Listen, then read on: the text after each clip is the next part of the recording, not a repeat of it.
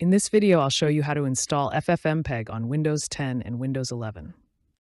To start, open a command prompt or PowerShell and type winget search FFmpeg. This will find the package that provides FFmpeg for Windows. The one you want to install is this one, john.fmpeg. We'll install it using the winget install command.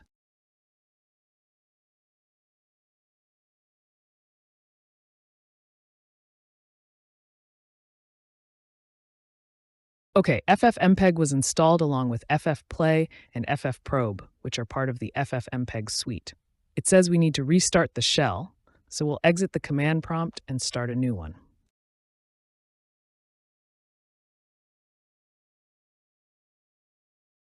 After restarting the command prompt, type FFmpeg and it will display the FFmpeg version installed on your computer.